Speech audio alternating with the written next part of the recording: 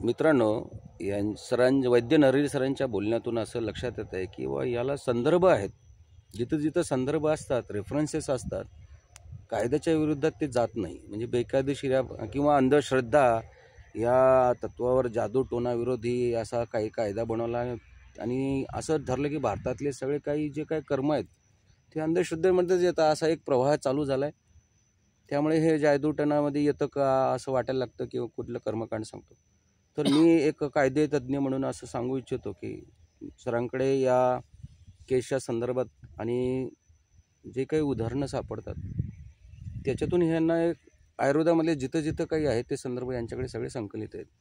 ज्यावेळेस एव्हिडन्स बेसवर असं काही आपल्याला पुस्तकात साठलेलं किंवा साठवलेलं आपल्या पूर्वजांनी साठवून ठेवलेलं असं कुठं कायद्याला मांडता येतं, त्यावेळेस ते अंधश्रद्धे या तत्वावर बसत नाही. म्हणजे श्रद्धा आहे पण त्याला एव्हिडन्स बेस्ड श्रद्धा आहे या तत्वावर सरांची जीवसाक्षी नाडी बसते.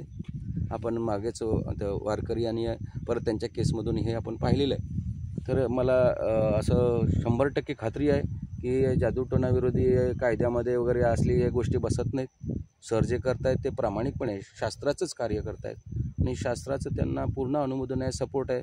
तसंच आपणही या गोष्टीकडे त्या श्रद्धेतून पाहून आणि शास्त्रीय संदर्भ म्हणून आयुर्वेदाला आपलंसं केलं पाहिजे.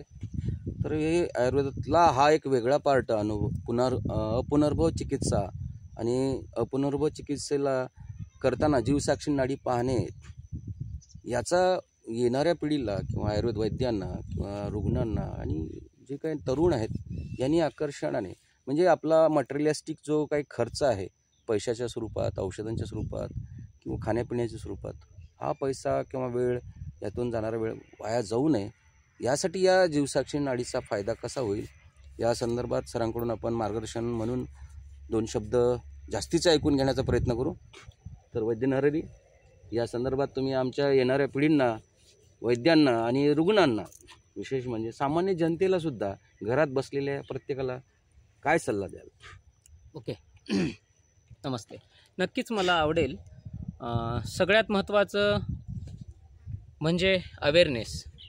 जे काही अपुनर्भव चळवळला मी सुरुवात केली आहे, हे 3 लेवलवरती वर्कआउट केली आहे. जे सामान्य लोक आहेत, दुसरा जे डॉक्टर्स आहेत, वैद्यमंडळी आहेत, किंवा जे स्टुडंट्स आहेत जे आज आयुर्वेदाचं शिक्षण घेऊन बाहेर वैद्यकीय व्यवसाय करणारे आहेत, आणि दुसरा पार्ट म्हणजे त्या पद्धतीने हे सगळ्या गोष्टी करत असताना सगळ्यात महत्त्वाचं काय आहे तर अवेअरनेस. लोकांनी अवेअरनेस कुठं ठेवायला पाहिजे की आपण जीवन कसं जगायला पाहिजे. ओके.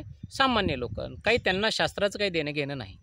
आणि विद्यार्थ्यांनी अवेअरनेस कुठं ठेवायला पाहिजे तर आपण जो आयुर्वेद शिकतो आहे तो खरंच आपण जगतो आहे का, त्याच्यातल्या सगळ्या प्रिन्सिपल्सना आपण अनुभवतो आहे का फक्त थेरी किंवा माहिती म्हणून त्या आयुर्वेदाचं ज्ञान घेतो आहे.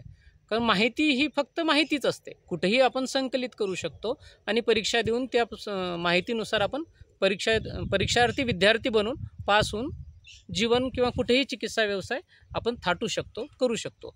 मग इथे फक्त व्यवसाय, प्रोफेशनल कोर्सेस झाले. पण ह्या ठिकाणी तुम्ही त्या आयुर्वेदाला केवळ प्रोफेशनल कोर्स म्हणून नका, केवळ कमाईचं साधन म्हणून बघू नका.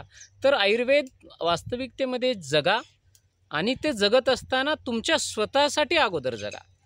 आणि ज्यावेळेस तुम्ही तुमच्या स्वतःसाठी जगायला चालू कराल, तुम्ही खऱ्या अर्थानं आयुर्वेदाप्रती जागरूक व्हाल. आयुर्वेद तुम्हाला सांगू लागेल. कारण आयुर्वेद हे केवळ जुनं शास्त्र नाही आहे. आपण म्हणतोय ना अपग्रेड व्हायला पाहिजे, अपग्रेड व्हायला पाहिजे. तर अपग्रेड कोण व्हायला पाहिजे? अगोदर आपण अपग्रेड व्हायला पाहिजे. आणि ज्यावेळेस आपण अपग्रेड होतोय त्यावेळेसच आयुर्वेद पण अपग्रेड होतोय. का? हे शास्त्र आहे. शास्त्रानं बरंच काही ठेवलेलं आहे. तुम्ही ज्यावेळेस स्वतः अपग्रेड होताय, मग कसं होतं हे? जर हे सगळ्यात समोर उदाहरण जिवंत म्हणजे ज्यावेळेस मी स्वतः हे अपग्रेड होत गेलो, अपुनर्भवापर्यंत पोहोचलो, अनुभव घेतला, शास्त्रीय अपुनर्भव जगतोय, त्यावेळेस मी ही अनेक 12-13 वर्षाच्या अनुभवातून स्वतः निरीक्षण करून आणि अनेक रुग्ण जे मी बघतोय अपुनर्भवापर्यंत पोहोचलोय आणि त्याच्यातले टप्पे मी अनुभवलेत, म्हणून मी हे तुमच्यापर्यंत ठेवू शकतोय. मग हे सगळं स्वतः अपग्रेड होत असताना मला काय कळलं तर सत्व काय आहे, शुद्ध सत्व काय आहे, शुद्ध सत्वातून सत्याबुद्धीकडे कसं जायचं आणि अपुनर्भवाकडे कसं पळायचं हे मला समजलं. मग ह्याच्यात मला 2 गोष्टी कळल्या स्वतः अपग्रेड झाल्यामुळं. काय कळलं तर एक सगळ्यात महत्त्वाची गोष्ट, इनोव्हेटिव्ह डायग्नोस्टिक मेथड डेव्हलप झाली. ती कोणती? जीवसाक्षिणी नाडी. ही शुद्ध सत्वामुळं आपल्याला स्वतः तुम्हाला पण शिकता येते. हा तुम्ही अगोदर अवेअरनेस तुमच्या आतमध्ये घ्या. दुसरा अवेअरनेस अध्यात्मद्रव्य गुणसंग्रह, म्हणजे मन आणि आत्मा, म्हणजे मन, मनाचा अर्थ, बुद्धी आणि आत्मा ह्या 4ही लेवलवरती अध्यात्मद्रव्य गुणसंग्रह, म्हणजे आपण इतर जे ड्रग्ज वापरतो, म्हणजे वेगवेगळे कल्प, वेगवेगळ्या रसायनं किंवा जे काही आहेत हे मर्यादित आहेत. मग इथे ज्यावेळेस तुम्ही स्वतः अपग्रेड होतात त्यावेळेस आपोआप शास्त्रामध्ये पण अपग्रेडेशन तुम्हाला लक्षात येतात की कुठं अपग्रेड व्हायला पाहिजे. आणि हा अवेअरनेस डायग्नोस्टिक मेथडवर मी जीवसाक्षिणी नाडी आणू शकलो शास्त्राला, जे आत्तापर्यंत वापरल्या जात नव्हता. हा मी केला आहे ना नाही, तर शास्त्रात त्याचे संदर्भ आहेत, ऑलरेडी त्यांनी सांगितलं आहे. हे अशा पद्धतीनं तुम्ही सत्वापासून शुद्ध सत्वापर्यंत पोचल्यावर तुम्हाला ह्या गोष्टी मिळतात, जी जीवसाक्षिणी नाडी मी सांगतोय त्या पद्धतीने आणि अध्यात्मद्रव्य गुण चिकित्सेच्या पद्धतीने. हा अवेअरनेस झाला स्टुडंट्स प्लस प्रोफेशनल्स जे काही आहेत, आयुर्वेद डॉक्टर्स किंवा इतर पॅथीचे डॉक्टर्स जे हिलिंग करतात, लोकांना बरं करण्यासाठी उपयोगात. आणि दुसरं पीपल, स्टुडंट्स आणि प्रॅक्टिशनर, हे 3 P वरती मी आजवर ह्या पुनर्भावाला घेऊन जाऊ इच्छितो आहे. आणि हाच माझा संदेश असेल. पीपलला जगावं कसं हे कळणं गरजेचं आहे आणि त्याच्यासाठी ते त्या प्रेझेन्समध्ये त्या व्यवस्थित पद्धतीनं हाताळ. पण हे सांगणारे कोण आहेत? डॉक्टर आणि विद्यार्थीच आहेत जे शिकत आहेत, कारण लोक तर अडाणीच आहेत आरोग्याबद्दल.